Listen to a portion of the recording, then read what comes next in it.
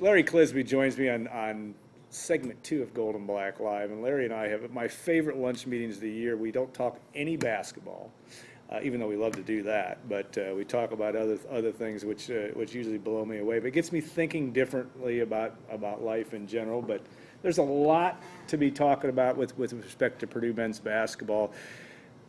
When Tom Izzo comes to Mackey Arena, it's never easy, and even though it looks, Purdue had an 11-point win over Michigan State last month, tomorrow will probably not be an easy basketball game, you think? Well, I want to preface before I answer that question to your first statement. Yeah. And the only problem is we don't do it enough. Yeah, that's true. That's true.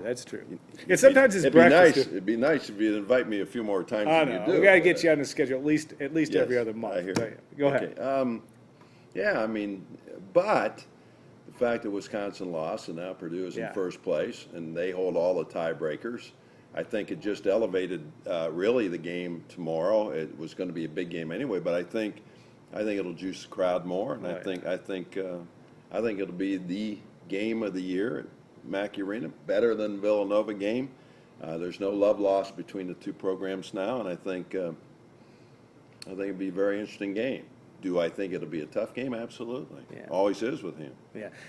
StubHub, if it's any indicator, it's going through the roof for tomorrow. Yeah, it's really been impressive to watch that. But yeah, it will be. I think that's the fun thing. You don't get that many. With the way the schedule works anymore, you don't get that many Saturday afternoon games where everybody can come, and that's part of it. But Izzo and company is the other. No, big it's part. going to be. Yeah, I agree with that. I'm really looking forward to it. I think it'll be just a great venue, and I know our fans are as good as any in the country, and it should be a heck of a ball game. What surprised you, looking back at the way where this team was, maybe in Spain? There may have been inklings, with Carson Edwards and the way Swanigan was even playing there. This was going to be a really good basketball team. But what has surprised you maybe the most about this team so far? Well, I think overall it's the guard play. That was the crucial part that everybody wanted answered before the season started. Was these guys could be efficient, and they have been. Yeah. And, recently they've been playing much better defensively. Dakota's really bought into the defensive role, even to the point where I question why he doesn't shoot more. I like to see him offensively. I have to tell you a quick story after, Indiana game. Who we played before Indiana? I forget. But anyway, I think it was the Indiana game. Maryland. Yeah, but anyway, Indiana game. We go into the locker room, and before I'm doing Coach Painter's post-game show, we're always sitting there, and I'm just kind of holding the mic, waiting for him to respond to me. And then we sit there forever, and then he finally says, "Hey, you're going to do this?" And I say, "Okay." But I said something about the fact that, PJ, Dakota, Klein, Carson, Albrecht were all having, pretty bad offensive days, and Kenny Lois sitting right next to us, and he said, "Man, you can't say that about them. You got to see what they did on the other side of the ball, or we don't win the game." So, and he made a good point, and you're seeing that now, and I know that fans sometimes don't like what we refer to as ugly games, but I am of the Gene Cady mold, and that is the mold of if you win by 1 point on the road or at home, you win. If you lose by 1 point to the defending national champions on the road, you lost. That's the way he saw it. I believe that. I'm when I see someone question, well, we didn't run the break good here, we didn't do this good, that's just criticism. Take the win, go on to the next one. Yeah, maybe the example of that is Rutgers. I'm not trying to lecture. No, but the Rutgers game, because it was close in the first half, I always get the biggest kick is that those that watch basketball sometimes forget that there's another team on the other side that can actually do things. Well, I told this story today. We had we were doing a podcast, and L.A. Bloom and I have one this year. We've had great success. Yeah, we really have had great stuff. Success with it. We're very happy with it. Yeah. But we had Jay Billis on today, and we were talking about that. How people complain about certain things, and it's just it's just human nature, and I understand that. But I always believe, the Indiana game, I'll be honest with you, almost never when I go to shoot around before the game and da-da-da-da-da, I never really have good feelings about whether they're going to win or lose based on what I've seen leading up to the game. But I was really confident the other night with the Indiana game. And I have a niece who lives in northeastern Ohio who has just become a Purdue fan the last 3 years because I introduced her and her mom to Coach Painter. And they liked him so much that now they root for him. And they're big Ohio State football fans. And I mean, now she will text me during the games. Well, we're not doing that. We are not doing this right, or we aren't doing this thing. And I said to her the other night, she's texting me during the IU game, you know, and I said, wait till the last 5 minutes. I told you before the game started, just wait to the 5-minute mark. We're okay. We're okay. Relax. And luckily for me, it worked out. You know, that way. Well, I have a little bit of that problem myself as you watch this and you start to think, you know, this isn't going as well as it should. And boy, that has been a story of this basketball team is its ability to do, you know, for the most part now in Iowa and Nebraska maybe notwithstanding, but be able to execute and do things down the stretch. Is that just a sign of maturity? Is it a sign of really a very good basketball team? No, I think so, Al. I mean, honestly, you know, this team for 3 years of trying to come together, and you know, you lose some tight games. People question when you lose them, and you know, but you have to take some of those other things earlier in the year. Sometimes people forget that we trailed Notre Dame 14 at the half, came back and won the game. We trailed Louisville in the second half by 18, got within 4, never made it a one-possession game, but at least made it reasonable. And let's not forget the Georgia State game, which at the 8-minute mark, I'm convinced in my brain that game's over. Georgia State's going to win it. Or if you watched the game the other night between Kansas and West Virginia, when I was dumb enough to go to bed, when Frank Mason made that last 3 for Kansas, I said, I don't know, that takes it to 11. I don't think there's a chance. I'm going to bed. And heck, I had to ask. I think it was Chad Young, our trainer, or somebody said, no, they won. I said, well, that just amazed me. But there has been some success in some of these games. The fact that we lost those 2 games, the Minnesota game I thought was an outlier.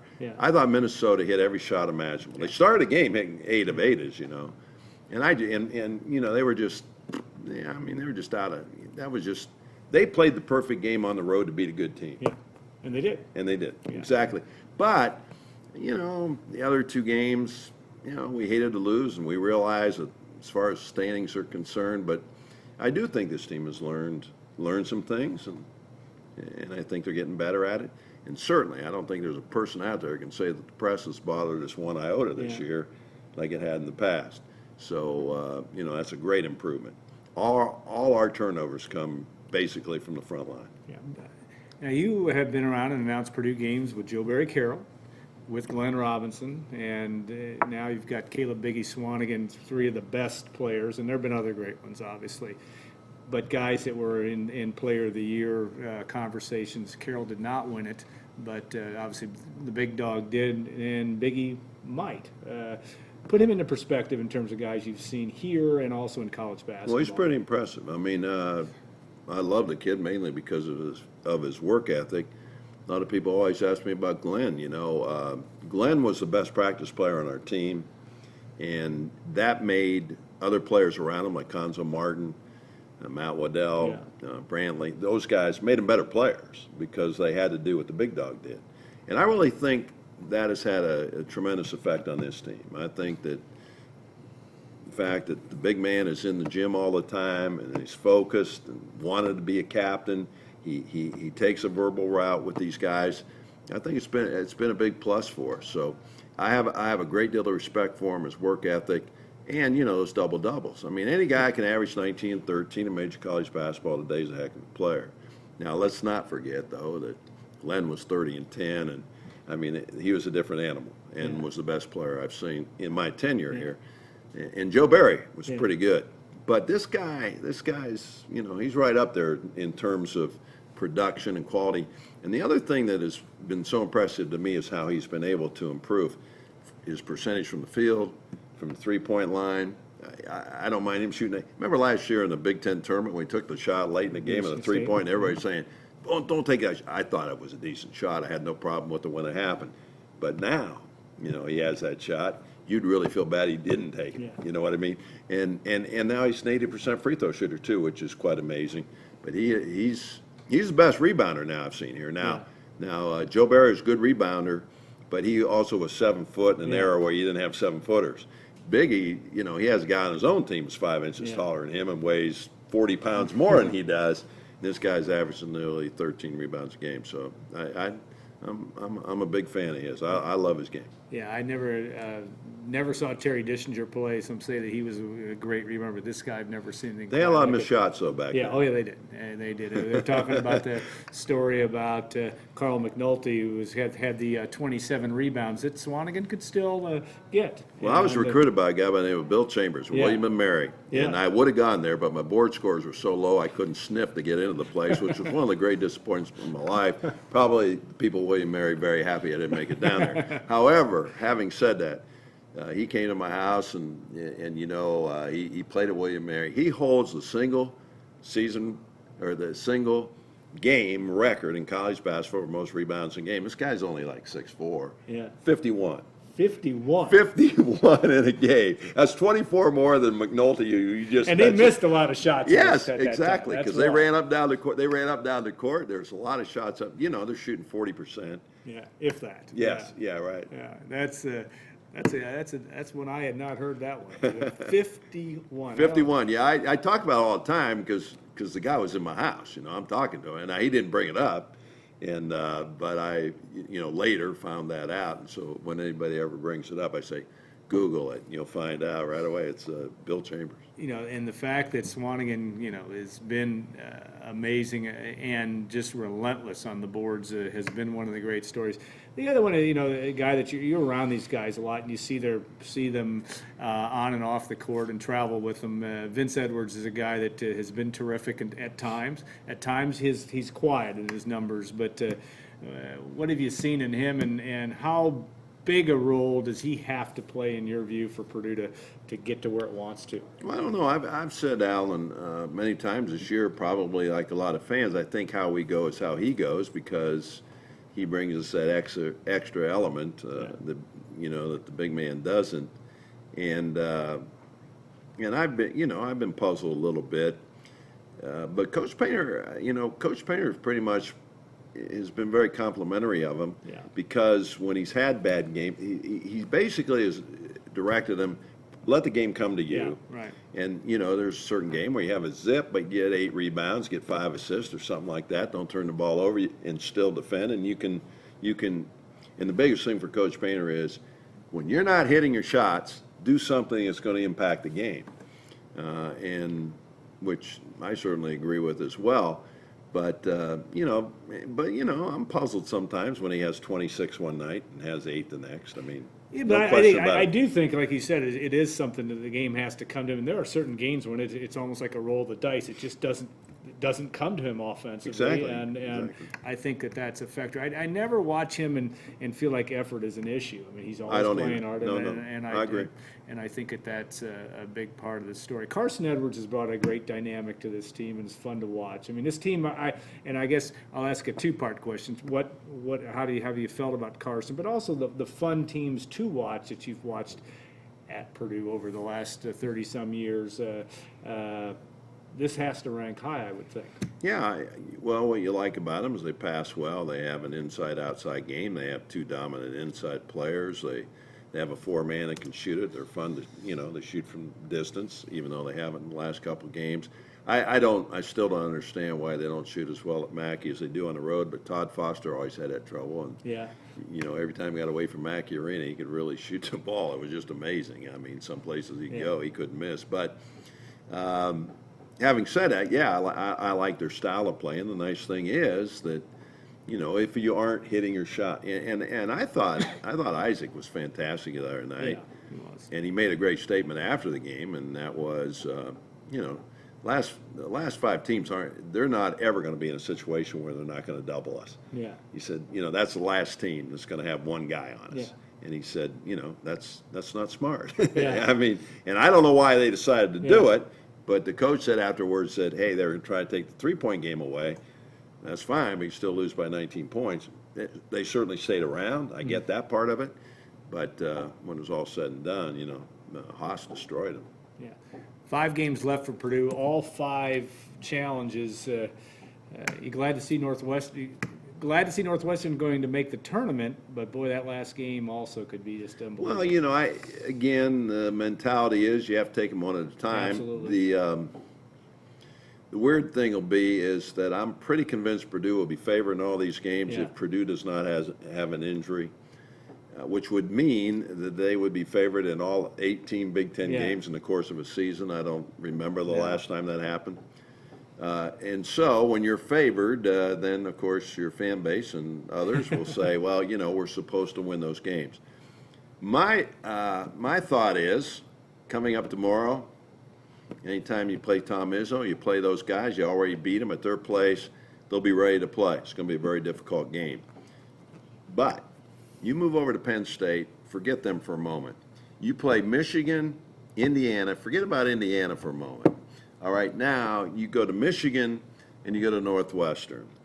Both of these teams are going to be playing to get into the tournament, maybe for Northwestern the first time in their history. Yeah. So they're going to be playing at home, but they're going to be playing on senior day, right? And I'm not too sure, they'll have more pressure on them to try to get into the tournament than we'll have on pressure trying to win the Big Ten tournament or win the Big Ten championship, because we're already going to be in the tournament. So these guys are going to have a little extra pressure on them. So I like that. Indiana's not going to have any pressure. And Penn State isn't. And Penn State's not going to have a crowd.